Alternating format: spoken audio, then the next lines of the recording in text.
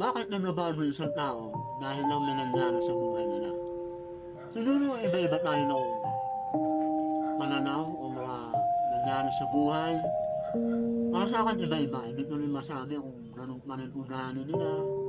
Siyempre, kahit sila rin naman kung ano yung nangyari na sa ugali nyo, ano nangyari sa akin. Sa akin, okay lang naman yung pinagbago ko.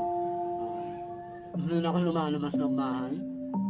Simula nung nangyari sa akin, hindi na ako masyadong nakikipag-usap kanino kasi socialize ako Simula nung nangyari sa akin, hindi na ako masyadong umiinom. Di ba baliktad? Kasi ibang tao dyan, nangyari lang sa buhay. Inom, laklak, lahat gagawin lang para dumaan yung pakalamdam nila. Ako hindi. Inom ko yung sarili ko sa kwarto ito. Binuhos ko lahat ng oras para mag-isip ng kung anong gagawin ko sa buhay. Ano yung magiging goal ko, ano yung magiging future ko sa hinahanap. Na hanggang ngayon, iniisip ko pa rin kung ano yun. No? No, ganun talaga buhay. Baliktad yung nangyari sa akin. Ibig na nag-iinom, nandun sa tropa, nasa barkada dapat, sa binaan, hindi yun ako nangyari sa akin. Naging introvert ako bigla.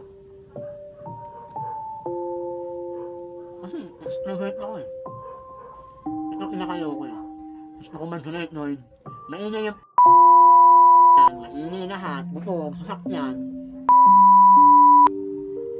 Yun, isa na yun. Ayoko na maingay. Gusto ko na tahimik. Ayoko na kung kahit aso, ayoko. Ano, pet lover, animal lover din naman ako Kaso ayoko na maingay. Yan, sa mga pinakayo ko sa lahat. Medyo okay. Isa rin yan sa dahilan kung ba't na-stress ako. Gusto ko mag-isip. Nag-iisip na ako madaling araw na. Kaya nagawag ko yan. Doon ako nakapag-isip ng tama Kasi umaga, maili yung pamilya ko. Tanghali, sobrang init. Maili yung tricycle, motor, mga humaharunod. Ang pangatlo, itong video okay. Kung wala ko na, gabi-gabi na lang. Kaya naging madaling araw lagi ang focus yun. Kasi hirap na katahimik madaling araw kaya lagi ako pwet Yun lang yung time ko para magmuli-muli.